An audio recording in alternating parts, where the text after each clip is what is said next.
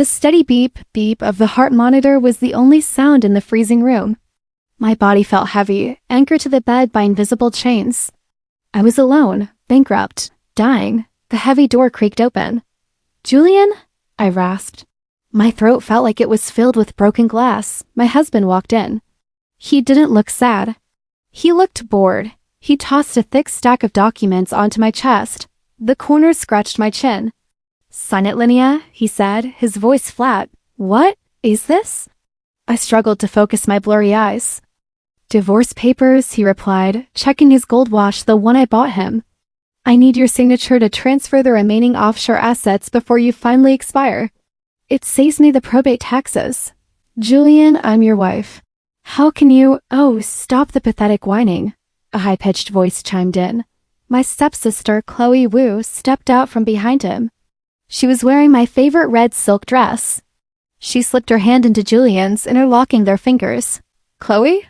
I whispered, hot tears stinging my eyes. "You? And him?" Chloe laughed. It was a cruel, ugly sound. "For 3 years, Linnea, you were just too stupid to notice. Who do you think helped him falsify the company accounts?" "We make a great team," Julian smirked, kissing her temple right in front of me. "But why am I so sick?" I managed to ask, coughing violently. Chloe leaned in close, her floral perfume suffocating me. "The herbal tea, sis? The one I made you every night for your stress. A little drop of tasteless arsenic goes a long way." "You poisoned me?" "We needed the Chen fortune." Julian shrugged, adjusting his tie. "You were just a stepping stone, and honestly, you were boring." Rage. Pure, hot rage burned in my chest, hotter than the poison destroying my organs. They took everything. My love, my life, my family's legacy. "I will destroy you," I choked out, blood bubbling on my lips. "You're already dead," Chloe whispered, smiling. The monitor flatlined. Beep. Darkness swallowed me. I screamed in the void, wishing for just 1 minute of justice. Gasp. I shot up in bed, my lungs screaming for air. "No," I shouted, clawing at my throat. I was drenched in cold sweat. My chest heaved. I touched my face. Warm skin, no tubes. No pain. I looked around wildly. This wasn't the hospital. This was my old bedroom at the Chen mansion. The morning sunlight streamed through the sheer curtains. My hands were shaking violently as I grabbed my phone from the nightstand. July 14th, 2019. 5 years ago. I stared at the screen, my heart pounding against my ribs like a war drum. "I'm alive," I whispered, my voice trembling. I wasn't the dying, pathetic woman in that cold hospital room anymore. I was 22. I was the heiress. I clenched my fist, feeling the strength return to my body. The fear vanished, replaced by a cold, sharp clarity. "You wanted my life?" I said to the empty room, a dark smile forming on my lips. "Come and try to take it now." My reflection in the full-length mirror stared back at me. The white silk gown hugged my figure perfectly, but the woman inside it felt like armor, not a bride-to-be. Knock, knock. "Linnea, darling, open the door." My stomach churned. I knew that voice, Mrs. Wu. I unlocked the door. My stepmother swept into the room, a cloud of expensive perfume trailing behind her. She clasped her hands together, her eyes gleaming with false adoration. "Oh, look at you," she squealed, reaching out to adjust my strap. "Julian is going to faint when he sees you." I flinched, pulling my shoulder away sharply. Mrs. Wu froze, her smile faltering for a split second. "Nervous jitters?" "Something like that," I said coldly. "Where is father?" "Right here, pumpkin." My father, Mr. Chen, walked in looking proud in his tuxedo. He had aged so much in my last life after the bankruptcy. Seeing him healthy now made my chest ache. "You look beautiful, Linnea," he said, offering me his arm. "Ready to announce the big date?" "I'm ready to make an announcement," I corrected him, taking his arm. "Let's go." We descended the grand staircase. The ballroom was packed with the city's elite. Crystal chandeliers sparkled overhead, but all I saw were the sharks wading in the water. At the bottom of the stairs, Julian stood waiting. He held a glass of champagne, his smile practiced and perfect. Beside him stood Chloe, looking innocent in a pale blue dress that was cut just a little too low. "Linnea," Julian breathed, stepping forward to take my hand. He kissed my knuckles. "I am the luckiest man alive." "Are you?" I asked, staring dead into his eyes. He blinked, confused. Of course.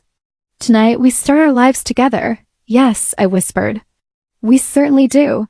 The music lowered. The spotlight swung toward us. A hush fell over the crowd. This was the moment. In my past life, I had giggled and announced a June wedding. I took the microphone from the MC. My hand was steady. Thank you all for coming, I said, my voice projecting clearly through the speakers. Julian and I are so happy to celebrate with you. Julian beamed, wrapping an arm around my waist. I stepped slightly away, breaking his hold. However, I continued. I have realized that before I can be a wife, I must be a daughter to the Chen legacy. Therefore, Julian and I have decided to postpone the wedding indefinitely. The silence was deafening. Julian's jaw dropped. Linnea, what? I will be joining the Chen group as an executive starting tomorrow, I announced, ignoring him. My focus must be on the company. Julian agrees that the family business comes first. Right, darling? I turned to him, smiling for the cameras. Julian stammered, his face turning red. He looked at the crowd, then at me. He had no choice. Yes, of course, wait. Wonderful. I cut him off. Enjoy the party. I handed the microphone back and stepped off the podium. Julian grabbed my elbow, his grip painful. What the hell was that? He hissed, his charm gone. Business, Julian, I said, pulling my arm free. If you want to marry a Chen, you have to respect the Chen ambition, or is that a problem? He stared at me, searching for the naive girl he knew. She wasn't there. No, he said through gritted teeth. No problem. Good, I smiled, turning my back on him. Because I'm just getting started. You made me look like a complete fool, Linnea. Julian paced around my living room, running a hand through his hair. He looked stressed, but I knew better. He wasn't hurt. He was worried about his image. I didn't mean to, Julian, I said, keeping my voice soft and trembling. I sat on the sofa, clutching my purse. Father gave me an ultimatum right before the party started. Julian stopped pacing and looked at me sharply. What ultimatum? He said if I didn't prioritize the company publicly, he would freeze my trust fund. I lied. He thinks marriage is a distraction. I did it to protect our future money, Julian.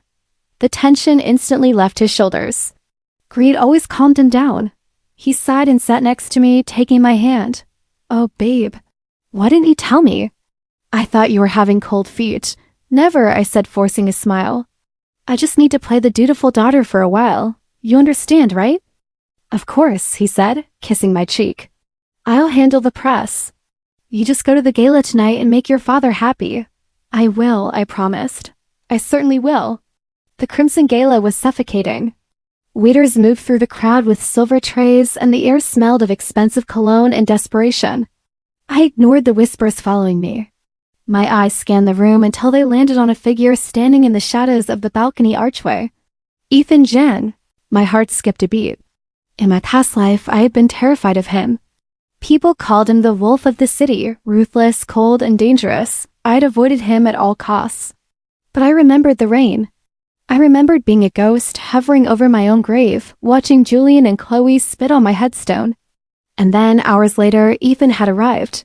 He had knelt in the mud, placed a single white lily on the dirt, and whispered, I'm sorry I was too late. He was the only one who had mourned me. I took a deep breath, grabbed 2 glasses of champagne from a passing waiter, and walked straight toward him. He didn't turn as I approached. He was staring out at the city skyline, his profile sharp and intimidating. Mr. Zhang, I said. He turned slowly. His eyes were dark, like the deep ocean, showing zero emotion. Miss Chen, I'm surprised. You usually run to the other side of the room when I enter. I was young and foolish, I said, holding out a glass. I'm correcting my mistakes. He stared at the glass, then at me. He didn't take it. I don't drink with strangers. We aren't strangers, Ethan, I said, using his first name boldly. We are potential partners. His brow twitched. Partners? The West Side Harbor Project, I said, stepping closer. Julian has been trying to get a meeting with you for months to pitch it. He wants to use Chen Group funds to finance it. And I'm the one who signs the checks now, I said. Cut and out. Work with me directly. Ethan finally took the champagne glass. A flicker of interest sparked in his eyes. You would betray your fiancé for a deal? I would do anything to ensure the Chen legacy survives, I replied. Julian is a middleman. I am the source. He took a slow sip, watching me over the rim of the glass. The air between us crackled with a strange tension. Why bring this to me? He asked, his voice low and raspy. There are a dozen other investors who are friendlier than I am. I looked up at him, letting my guard down for just a second. I wanted him to see the truth. Because, I whispered, stepping into his personal space, you are the only one in this entire city who doesn't lie. He froze. His gaze searched mine, looking for the trick. He found none. He set the glass down on the balcony railing and extended a large, warm hand. Meet me at my office tomorrow at 9, he said. I took his hand. His grip was firm, grounding me. I'll be there, I said. As I walked away, I felt his eyes burning into my back. Julian had lost his biggest deal and he didn't even know it yet. I walked into the living room and was immediately greeted by the sound of high-pitched wailing. Chloe was buried in my father's chest, her shoulders shaking violently. Mrs. Wu sat nearby, dabbing her dry eyes with a handkerchief. Dad, she ignored me all night, Chloe sobbed, pointing a trembling finger at me. She treated me like a servant in front of Julian. She acts like I'm an embarrassment. Father looked up, his face flushed with annoyance. Linnea, is this true? Your sister is sensitive. You know how hard she tries to fit in. I tried to raise them as equals, Mrs. Wu sighed, shaking her head. But Linnea has been so hostile lately. Maybe it's the stress of the engagement? In my past life, I would have apologized. I would have begged for forgiveness just to keep the peace. Not today. I was busy networking, Father, I said calmly, dropping my clutch on the armchair. Actually, I was doing more than that. I was looking over the household accounts to see where we could cut costs for your new charity fund. I reached into my bag and pulled out a folded piece of paper. I found something strange, I said, stepping forward and handing it to him. There are monthly transfers of $50,000 to an account under the name Jade LLC. Isn't that Auntie Wu's maiden name? The room went dead silent. Mrs. Wu froze. Her teacup rattled loudly against the saucer. That must be a clerical error. Father frowned, putting on his reading glasses. He completely ignored Chloe, who was still trying to squeeze out a tear. Jade LLC? Father muttered, his brow furrowing. This is nearly $500,000 over the last year. Margaret, what is this? It's for household investments. Mrs. Wu stammered, standing up abruptly. Her face was pale. I was just trying to help grow the family savings. I didn't want to bother you with the details. Without telling me? Father's voice dropped an octave. He hated secrets regarding money. You transferred $500,000 to a private account without my authorization. We will discuss this in the study. Now. He marched out of the room. Mrs. Wu shot me a look of pure venom before scurrying after him. Chloe sat on the sofa, her mouth open, her tears instantly drying up. You're a witch, she hissed. And you're losing your allowance, I smiled, walking past her toward my home office. I closed the heavy oak door and locked it. My heart was racing, but I had one more move to make tonight. I dialed a number on my private cell. Hello, Miss Chen? Sarah's voice came through, sounding timid and tired. In my last life, I fired Sarah next week because Chloe planted a diamond ring in her bag. Sarah ended up working 2 jobs to support her sick mother. I had ruined the only loyal person I had. Sarah, I said, keeping my voice low. I'm reviewing the staff payroll. Oh, her breath hitched. Am I being let go? No, I'm doubling your salary, effective immediately. Silence. Then, double, Miss Chen? I don't understand. I need more than an assistant, Sarah. I need an ally, I said, staring at the closed door. I need you to watch Chloe and my stepmother when I'm not there. I need you to record everything. Keep copies of every document they touch. Can you do that? There was a pause, then a firmer, determined voice came back. They treat me like furniture, Miss Chen. They say things when they think no one is listening. Good, I said, leaning back in my chair. Write it all down. I won't let you down, Miss Chen. I know, I whispered. I hung up. The pieces were moving. I was building my army. Alex Rivera, I said, forcing a polite smile. I didn't know you were back in town. Alex leaned against the bar, swirling his whiskey. In my last life, he was the one who testified against me in divorce court, claiming he saw me with other men. He was Julian's dirty work handler. Just got back, Linnea, Alex smirked, his eyes scanning me up and down. Julian tells me you've been stressed. Maybe you need to relax tonight. Julian wrapped an arm around my shoulder. His grip was tight. Exactly. Darling, you look pale. I booked a suite upstairs. Room 210. Why don't you go lie down for an hour before the auction starts? He pressed a key card into my palm. His eyes were wide with fake concern. I am feeling a bit dizzy, I lie, leaning into the roll. Thank you, Julian. You are so thoughtful. Go on, he urged, practically pushing me toward the elevators. I'll handle the guests. Don't lock the door. I might check on you. I walked to the elevator, but I didn't go to room 210. I waited around the corner until I saw Chloe coming from the powder room. I knew she couldn't resist a secret meeting. Chloe, I called out softly.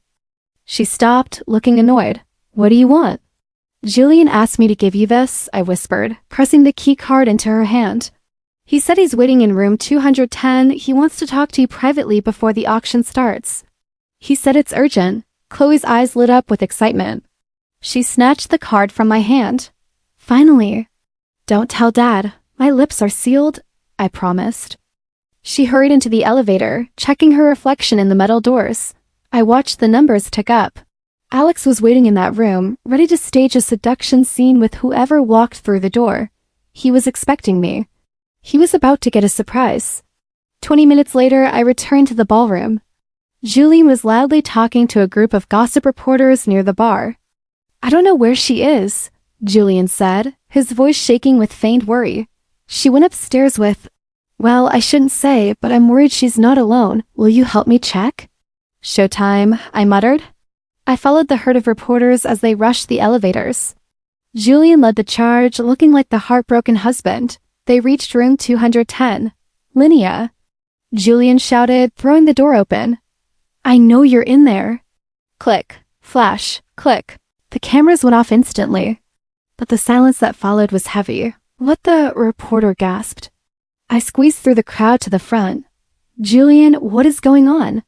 On the bed, Alex Rivera was shirtless, looking confused and holding a champagne bottle. And sitting next to him, clutching a pillow to her chest, was Chloe. She shrieked, hiding her face. Get out! Alex yelled, realizing the mistake. Chloe? I gasped, covering my mouth with my hands. And Alex? The reporters went into a frenzy. Mr. Thorne, isn't that your sister-in-law? Is this a family affair? Why are they in your suite? Julian's face went from triumphant to ashen gray. He looked at Alex, then at Chloe, then at me. He couldn't speak. If he admitted it was a trap, he would expose himself. I walked up to Julian as the cameras flashed blindly around us. I leaned in close so only he could hear. Be careful who you trust, Julian, I whispered. He looked at me with pure terror. I turned back to the cameras, playing the shocked sister perfectly. Please, I cried, shielding my eyes. Give them some privacy. Inside, I was laughing. The Wu scandal is a disaster, board member Zhang shouted, slamming his hand on the mahogany table. Our stock dropped 4 points overnight. The public thinks the Chen family is a circus. I stood at the head of the conference room, calm amidst the chaos. Julian sat to my right, looking pale and nervous. He knew he was the reason for the mess, even if his name wasn't in the headlines yet. Scandal sells, Mr. Zhang, I said, my voice steady. But redemption sells better. I clicked the remote. The projector screen behind me lit up with an image of a burning crimson ruby necklace. I present to you the Phoenix Collection, I announced. A line symbolizing resilience, rebirth, and rising from the ashes. It fits our current narrative perfectly. The room went quiet. The board members leaned in. At the far end of the table, Grandpa Chen sat in his wheelchair. He hadn't spoken a word in years during meetings. He stared at me, his cloudy eyes sharpening. Come here, girl, he rasped. I walked over to him. He grabbed my wrist, his grip surprisingly strong. He studied my face for a long moment. You used to look like a frightened rabbit, he grunted. Now you have the eyes of a predator. I learned from the best, grandfather, I replied softly. He let go and banged his cane on the floor. Approved. Julian suddenly stood up, buttoning his jacket. Yes, it's a brilliant concept. Linnea and I spent many late nights brainstorming this strategy. As a consultant for the Chung Group, I'm proud to see our vision come to life. I turned slowly to face him. The board looked at him, then back at me. Our vision? I asked, raising an eyebrow. That's interesting, Julian. If you helped design this, can you explain to the board why we chose platinum settings over white gold for the centerpiece? Julian froze. He tugged at his collar. Well, obviously for aesthetic reasons. To match the sparkle. Incorrect, I said cold and loud. It's because platinum is hypoallergenic and durable, representing the permanence of the brand. You didn't know that because you haven't attended a single design meeting in 6 months. Linnea, In fact, I interrupted, looking at the board. I believe we are overpaying for consulting services that provide no value. I moved to terminate Julian Thorne's contract immediately. Seconded, Grandpa Chen barked. Motion passed, Mr. Zhang said quickly. Linnea. Julian gasped, his face turning red. You can't do this here. Security will escort you out, I said, turning my back on him. Don't forget your badge, he stormed out, humiliated. Later, I sat in my office watching the city below. Sarah walked in holding a massive heavy vase. Delivery for you, Miss Chen, she said, her eyes wide. It's intense. She set it down. It was a bouquet of black roses, dozens of them, deep, dark, and thorny. I pulled the card from the center. Congratulations on your first kill. EJ, my heart hammered against my ribs. It wasn't fear. It was a thrill. I touched a velvety petal and smiled. He was watching, and he liked what he saw. Linnea, please, try the roast duck, Mrs. Wu urged, her smile tight and strained. I had the chef prepare it especially for you.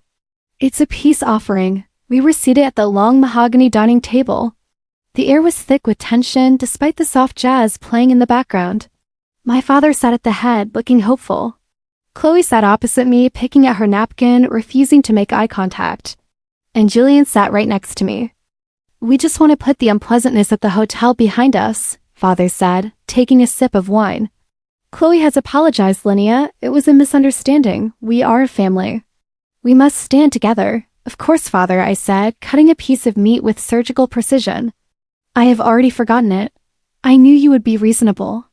Julian whispered, leaning in close. I missed you, Linnea.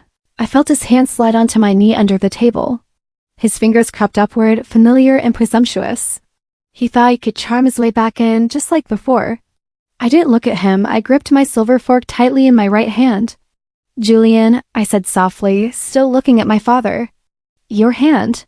I just want to be close to my fiancé, he murmured, squeezing my thigh. I didn't hesitate. I drove the tines of the fork down hard. Ah, Julian yelped, jerking his hand back. The table shook. Good heavens, Mrs. Wu gasped, dropping her utensils. Julian, what happened? Julian was clutching his hand under the table. His face was pale, sweat beading on his forehead. He looked at me with wide, shocked eyes. I smiled sweetly at my father. Oh dear, I'm so clumsy tonight. My fork slipped. I think I scratched him. It's fine, Julian wheezed, forcing a grimace.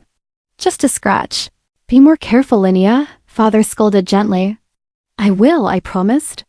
I turned to Julian, my voice dropping to a casual, conversational tone.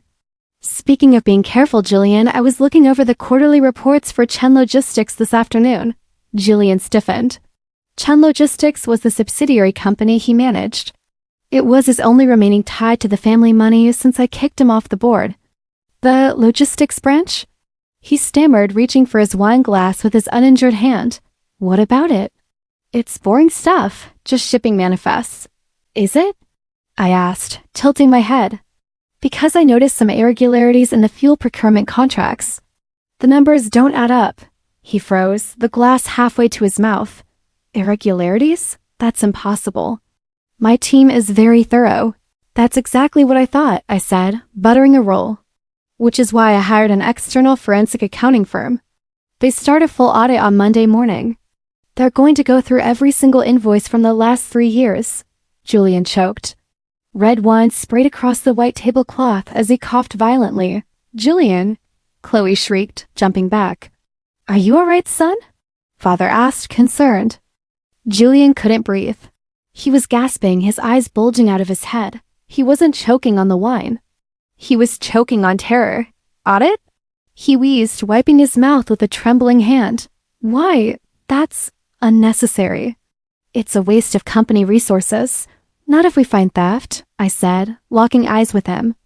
If the money is there, you have nothing to worry about, right? He stared at me, his pupils dilating. He was terrified. In my last life, the bankruptcy started with Chen Logistics. I hadn't noticed until it was too late. He had siphoned millions. I need to use the restroom, Julian muttered, pushing his chair back. He stood up on shaky legs and practically ran out of the room. Strange, I said, taking a calm sip of my water. He seems upset. He's just stressed, Mrs. Wu said quickly, eyeing me with suspicion. I sliced another piece of duck. He should be. I didn't need the audit results to know the truth. The fear in his eyes was my confirmation. He had already stolen the money. Now I was just going to make sure he went to prison for it. The smell of stale cigarette smoke and cheap coffee hit me as I walked into the dive bar. It was the kind of place people went to be forgotten in. Marcus Lee sat in the back booth, typing furiously on a battered laptop. He looked rough unshaven with dark circles under his eyes. I slid into the booth opposite him. He didn't look up. I don't do puff pieces for rich heiresses anymore, he grunted, taking a sip of dark liquid. Go find someone who cares about your charity gala. I'm not here for a puff piece, Marcus, I said, placing a thick manila envelope on the sticky table. I'm here to give you your career back. He stopped typing. He looked at the envelope, then at me. His eyes were skeptical. What is that? Proof, I said. Open it. He hesitated, then reached out and undid the clasp. He pulled out the first stack of papers, the ones Sarah had copied from Mrs. Wu's private safe. Then he saw the bank transfer records from Chen Logistics. His eyes widened. He flipped through the pages faster. This is illegal, he muttered. Money laundering, embezzlement, tax fraud. Keep reading, I instructed. Page 4 links the offshore accounts directly to Julian Thorne and Margaret Wu. Marcus looked up, his skepticism replaced by shock. This is your family, Miss Chen. This is your stepmother. Your fiancé. Ex-fiancé, I corrected sharply. If I publish this, the Chen stock will tank. Your family name will be dragged through the mud. You'll be humiliated along with them. He leaned back, crossing his arms. Why destroy your own house? Because the foundation is rotten, Marcus, I said, my voice cold and hard. I need to burn it down to build something new. To cut out the rot. He studied my face for a long moment, looking for a lie. He didn't find one. A slow smile spread across his face, the smile of a journalist who just found the story of the decade. I need 48 hours to verify the sources, he said, tapping the papers. You have 24? I replied, standing up. Make it hurt. 3 hours later, the atmosphere couldn't have been more different. I sat in a private dining room on the top floor of the Zhang Tower. The city lights twinkled below us like diamonds. Across the table, Ethan Zhang watched me. He hadn't touched his food. You seem tense, Ethan said, his voice deep and rumbling. Did the meeting with Lee go well? I looked up, surprised. You knew? I know everything you do, Linnea, he said simply. I ensure you are safe. It went well, I said, staring at my wine glass. The bomb is planted. I just have to wait for the explosion. And then? Then, justice, Ethan stood up. He walked around the table slowly, his footsteps silent on the plush carpet. He stopped right next to my chair. I stiffened, my heart hammering against my ribs. You are shaking, he observed. I'm tired, I lied. He reached out. His large, warm hand cupped my cheek. His thumb brushed over my skin, gentle and rough at the same time. The touch sent a jolt of electricity straight to my core. In my last life, no one had ever touched me with such care. Julian's touch had always been possessive or dismissive. Ethan's felt like protection. You don't have to carry the knife alone, you know, he whispered. I have armies. I have power. Let me end them for you.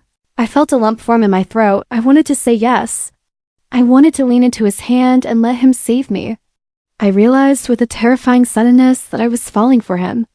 But I couldn't let him do this. This was my war. I placed my hand over his, squeezing it gently.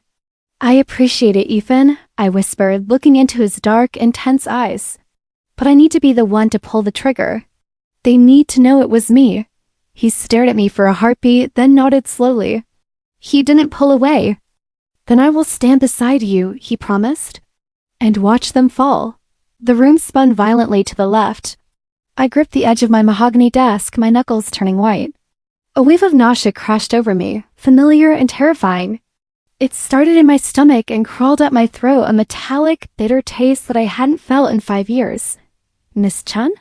Sarah asked, rushing to my side, dropping a stack of files. Are you okay? You're pale. I need to sit down, I gasped, sinking into my leather chair. I'll call the family doctor, she said, reaching for the phone. No, I shouted, the volume of my own voice surprising me. Sarah froze. Miss Chen? Not the family doctor, I whispered, forcing my breathing to slow. I need a private appointment. Find me Dr. Evans, the specialist across town. And tell no one. 2 hours later, I sat on the crinkly paper of an exam table in a small, sterile clinic. Dr. Evans, a stern man with wire-rimmed glasses, walked in holding a clipboard. He didn't smile. Miss Chen, he said, closing the door firmly. We ran the toxicology screen you requested. It's good you came in when you did. Tell me, I demanded, though my heart was already sinking. Arsenic, he said flatly. The air left the room. Are you sure? I asked, my voice barely audible. Positive, Dr. Evans replied, flipping a page. It's a low dose, likely administered daily over the last 2 weeks. It's not enough to kill you yet, but it's enough to cause the dizziness and fatigue you're feeling. If this continued for another few months, he didn't have to finish the sentence. I knew what happened in a few months. Who prepares your food? He asked sharply. We need to report this to the police. No police, I said, hopping off the table. Not yet. Miss Chen, this is attempted murder. I know, I said, pulling my coat on. But if I go to the police now, they will claim it was accidental. They'll blame a supplier or a maid. I need them to hand me the evidence themselves. I walked into the house, my legs feeling like lead. The scent of jasmine and ginger filled the air. Linnea. Mrs. Wu called out from the kitchen. She wiped her hands on her apron and walked out, holding a steaming porcelain cup. Her smile was warm, motherly. It made my skin crawl. You look exhausted, darling, she cooed. Working late again? The audit is demanding, I said, watching the steam rise from the cup. You need to rest, she said, pressing the cup into my hands. Here, I made your special herbal tea. It will help you sleep. I put extra ginger in it tonight. I looked down at the dark liquid. It looked innocent. Thank you, I said, forcing a smile. You always know what I need. Drink it while it's hot, she urged, her eyes lingering on the cup. I'll take it to my room, I said. I have some reading to do. I walked upstairs, feeling her gaze burning into my back. Once inside my bedroom, I locked the door. My hands were shaking now. I walked to the window where a healthy, vibrant fern sat on the sill. Drink up, I whispered. I poured the entire cup into the soil. The next morning, the sun streamed through the curtains. I walked to the window. The fern was dead. The leaves were brown, shriveled, and curled in on themselves as if they had been burned from the inside. I stared at the dead plant and the fear vanished. In its place, a cold, hard rage settled in my chest. They weren't just greedy. They were executioners. I picked up my phone and dialed the number for a private security contractor I had vetted weeks ago. Mr. Vance, I said when he answered. Miss Chen, how can I help? I need a technician at my house within the hour, I said, staring at the shriveled leaves. I need hidden cameras installed, high definition, audio and visual. Where do you want them? The kitchen, I said, my voice turning to ice. In the living room, capture every angle. Consider it done. I hung up. You want to poison me? I whispered to the empty room. Fine, let's see how you like it when the whole world watches you pour the cup. The auditorium hummed with the low murmur of 500 shareholders. The air smelled of expensive coffee and anticipation. On stage, under the bright spotlights, Julian stood next to my father. He adjusted his silk tie, looking out at the crowd with a smug, practiced smile. He thought today was his coronation. He thought he was being named vice president. I stood in the wings, holding the presentation remote tightly. My palms were dry. I wasn't nervous. I was ready. As my father began his introductory speech, I walked out onto the stage. Julian frowned, confused by my sudden appearance. Linnea? What are you doing? I walked straight to the podium, interrupting my father mid-sentence. Apologies, father, I said, my voice amplified clearly through the speakers. Before we discuss the quarterly earnings, I have a special presentation regarding internal risk management. Risk management? Julian laughed nervously, stepping closer to me. Babe, this isn't on the agenda. Let's talk later. Oh, we need to talk now, Julian, I said, clicking the remote. The massive screen behind him flickered to life. It wasn't a bar graph showing profits. It was grainy, black and white footage from the hidden camera I installed in the kitchen. A collective gasp ripped through the room. On screen, Mrs. Wu stood over the stove. She looked over her shoulder, then pulled a small vial from her apron pocket and dumped white powder into my steaming teapot. What is this? Someone shouted from the front row. Julian spun around to look at the screen, his face draining of color. That's taken out of context. I clicked the remote again. The image changed. Bank statements, offshore accounts. His signature next to transfers totaling $12 million stashed in shell companies. These documents, I announced calmly into the mic, detail the systematic embezzlement of Chung Group funds by Mr. Julian Thorne. The room erupted into chaos, shouting, flashing cameras. Lies, it's all lies. Julian screamed, his voice cracking. The double doors at the back of the auditorium banged open. 6 uniformed police officers marched down the center aisle. Behind them, Marcus Lee held his camera high, capturing every second of Julian's downfall. Julian saw the cops and panicked. He bolted toward me, grabbing the edge of the podium, his knuckles white. Sweat poured down his face. Linnea, stop them. It's a mistake. They framed me. He looked up at me, his eyes wide with terror. Baby, please. I love you. Don't do this. I looked down at him from the stage. He looked small, pathetic. I leaned into the microphone, ensuring every person in the room heard my final verdict. You never loved me, Julian, I said, my voice echoing in the stunned silence. You loved my money. Now you have neither. Officer, unhand me. Do you know who I am? Mrs. Wu shrieked. The handcuffs clicked high around her wrists, cutting off her protest. I have nothing to say to you, Margaret, Father said, his voice trembling. He stood in the precinct hallway, leaning heavily on his cane, refusing to look at her. Chloe threw herself at his feet, sobbing theatrically. Daddy! You can't let them take Mom. It's a mistake. Tell them to stop. Father looked down at her. His eyes, usually so warm, were dead and hollow. I saw the video, Chloe. I saw her pour poison into my daughter's cup. Did you know? Daddy, please, Chloe stammered, her mascara running down her cheeks. Did you know? He roared, his voice cracking. Chloe flinched, shrinking back. She said it would just make her sick. She made me keep quiet. Get away from me, Father whispered, pulling his leg away from her grasp as if she were contagious. He turned to the officer. Take them away. I have no wife. I have no other daughter. I watched the police drag my stepmother and stepsister down the hall. Justice was loud, ugly, and satisfying. I want to see Julian Thorne, I told the desk sergeant. The visitor's room smelled of bleach and sweat. Julian sat on the other side of the scratched plexiglass. His expensive suit was rumpled, his tie missing, and his hair a mess. He looked 10 years older than he did this morning. He scrambled to grab the phone receiver the moment he saw me. Linnea, thank God, he panted, his eyes wide. You have to drop the charges. Tell them it was a misunderstanding. I can fix this. I can pay it back.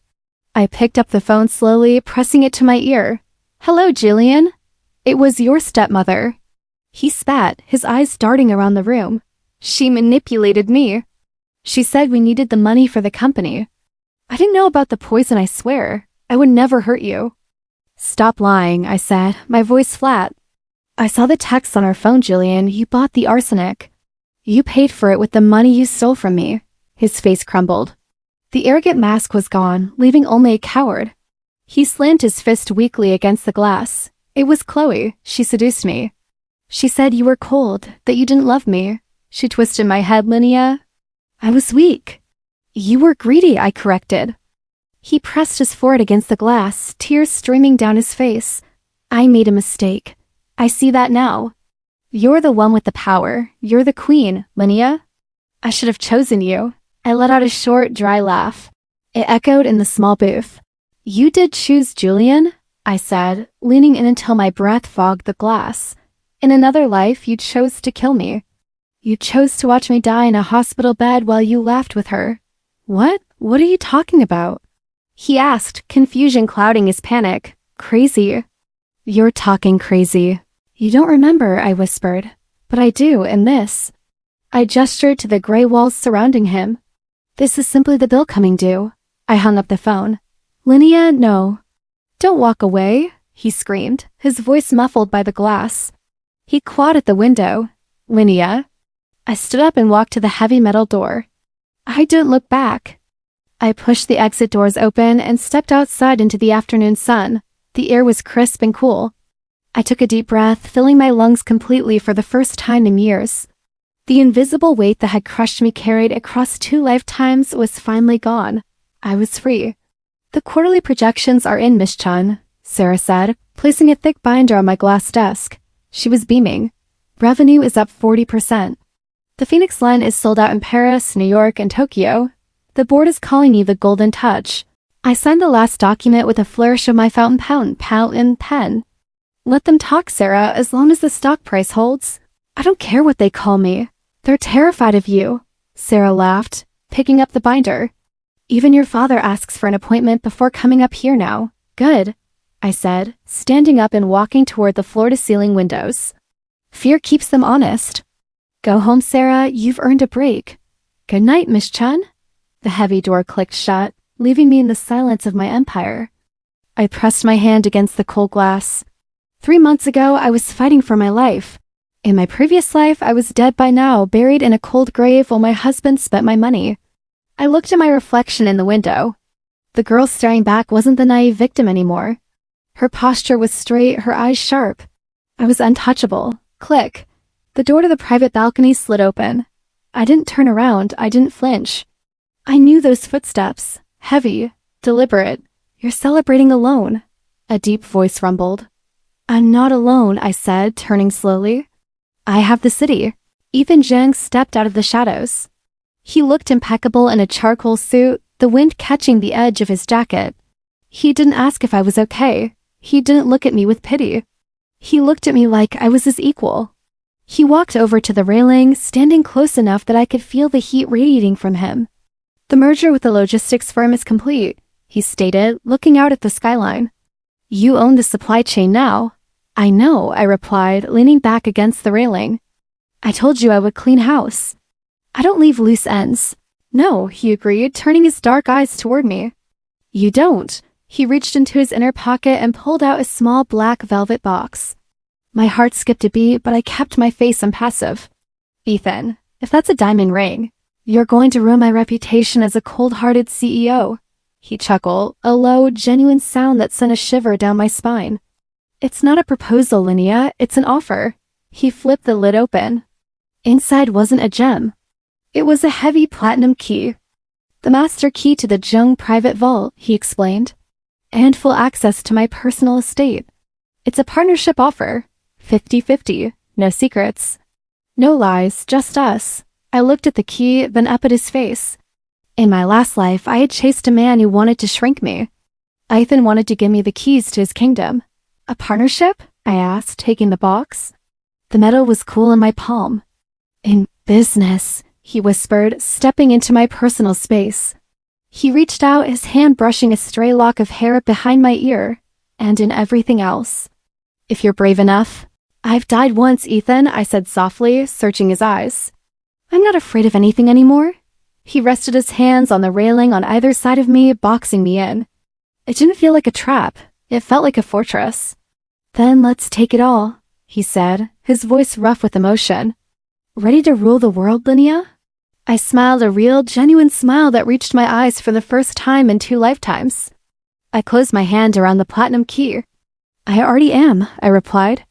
I leaned into him, resting my head against his chest. His arms wrapped around me, solid and real.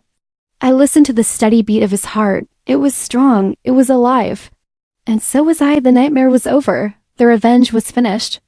Let's go, I whispered into his coat. My life had just begun.